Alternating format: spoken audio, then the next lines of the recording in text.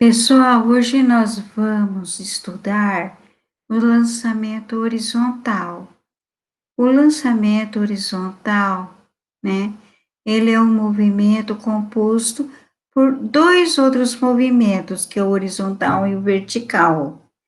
Então, você observa que Galileu, ele apresenta um movimento composto, cada um dos movimentos componentes se realiza como os demais não existissem e no mesmo intervalo de tempo. Então, vamos observar essa mesinha.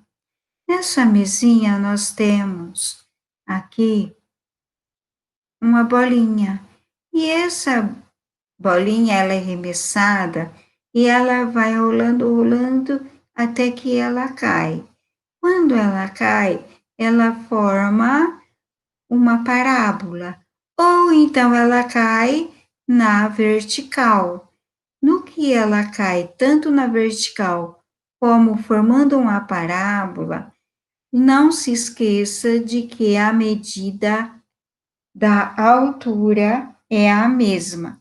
Então, ao mesmo tempo que ela chega no solo na vertical, ela vai chegar ao mesmo tempo na parábola. E você tem aqui, né, um gráfico fazendo também a explicação da parábola. Quando um corpo é lançado horizontalmente, ele descreve um movimento parabólico em relação à Terra.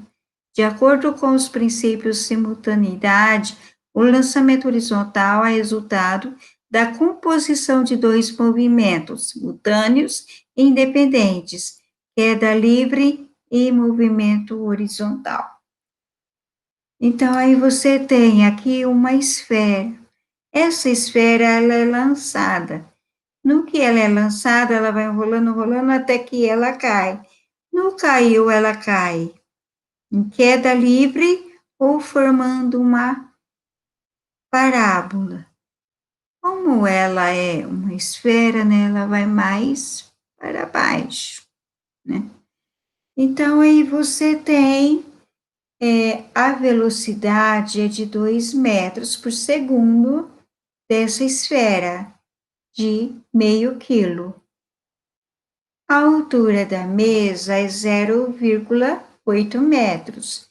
Então, você tem a gravidade que é 10 metros por segundo e vai ter que encontrar, né, determinar o alcance da bolinha, da esfera. Então, você tem aqui uma fórmula, que é a altura igual à aceleração gravitacional vezes o tempo elevado ao quadrado dividido por 2. O tempo, para você calcular, você vai ter que jogar tudo para o outro lado do sinal de igual. Como o 2 está dividindo, né? Está dividindo por 2, esse 2 joga para o outro lado do sinal de igual, então vai ser multiplicação. Então, vai ficar 2 vezes a altura. Aí a gravidade está multiplicando, ela vai ficar como divisão. Então, vai ficar 2 vezes a altura dividido pela aceleração da gravidade. E tudo isto vai ser, né, dentro da raiz, porque esse 2 ao quadrado, que é o expoente da potência, ele vai se transformar em raiz pulando o sinal de igual. Então, como é potência, fica a raiz. Então, a raiz quadrada de 2 vezes a altura, dividido pela gravidade, é igual ao tempo. Então, aí você vai multiplicar o 2 pelo valor da altura, que é 0,8 metros, e dividir por 10, que vai dar 0,4 segundos. Então, você obteve o tempo, então você vai ter que encontrar o alcance, que é A igual a velocidade vezes o tempo. Então, a velocidade é igual a 2 metros por segundo. Nós vai pegar 2 vezes, né, 0,4, que é o tempo, multiplicando dá 0,8 metros. Então, agora vamos ao outro exemplo. Considere uma pedra sendo lançada horizontalmente do alto de um edifício de 125 metros. Então, você tem, né, essa pedra, e no que ela vai sendo arremessada, ela vai cair, formando aqui uma parábola, ou então ela cai em queda livre. Lembrando que na queda livre não tem a aceleração da gravidade, tá?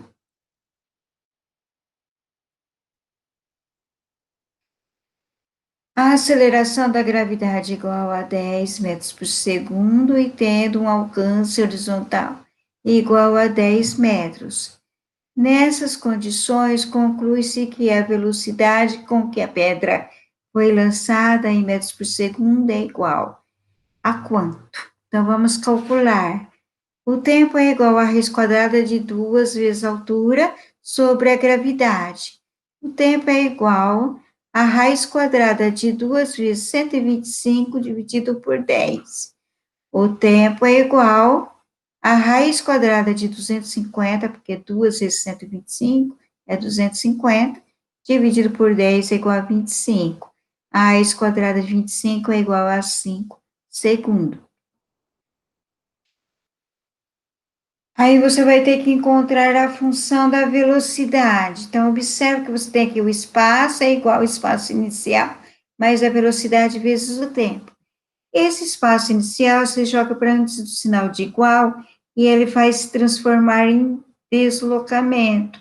E o deslocamento é igual a 10, que é igual a velocidade vezes o 5, que é o valor do tempo, né? Os 5 segundos. Então, como está multiplicando, passa para a divisão. 10 dividido por 5 é igual a 2 metros por segundo. Então, vamos à próxima. Agora, vamos ver o lançamento vertical. Então, você vai lançar, né? É um objeto, né? Qualquer material que ele pega e joga. No que ele joga, vai ser uma subida na vertical, quando chega numa altura máxima, tá? Aí ele cai, mas aí ele cai em queda livre, tá bom? Então, o lançamento vertical é um movimento unidimensional no qual se desconsidera o atrito com o ar. E esse tipo de movimento ocorre quando o corpo é lançado na direção vertical e para cima. O movimento descrito pelo projétil é retardado pela aceleração da gravidade até que ele atinja a sua altura máxima. Após essa altura, o movimento passa a ser descrito como uma queda livre. Então, na hora que ele chega à altura máxima, ele perde a força e cai. No ele cair,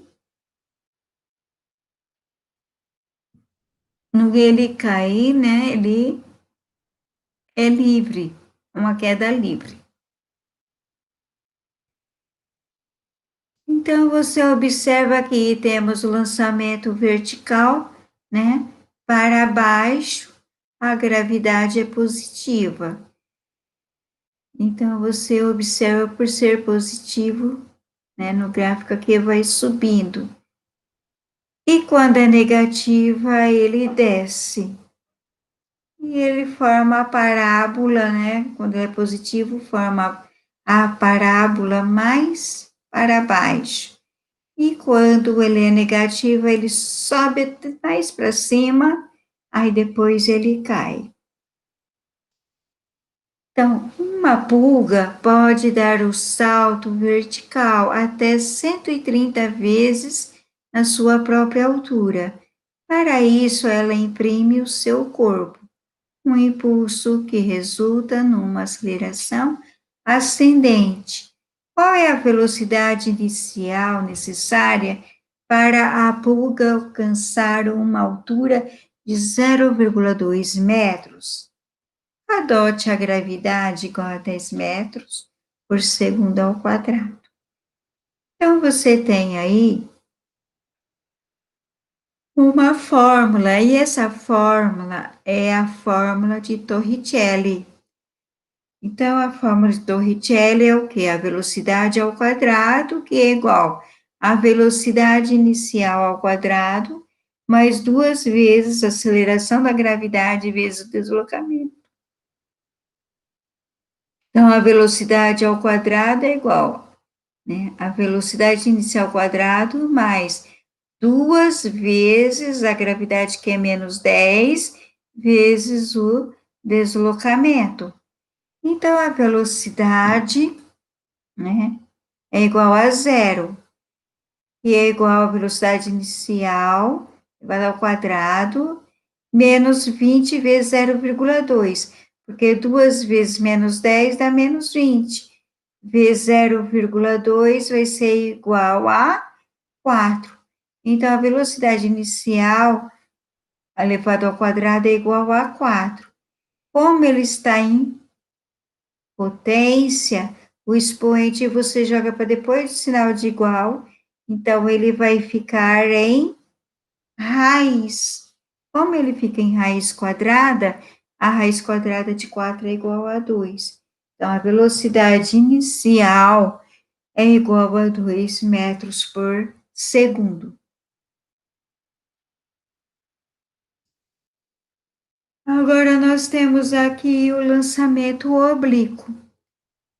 Lançamento oblíquo é quando alguém lança, né, uma bolinha, uma pedra, né, e ele vai formando uma parábola lá embaixo, perto do solo, né?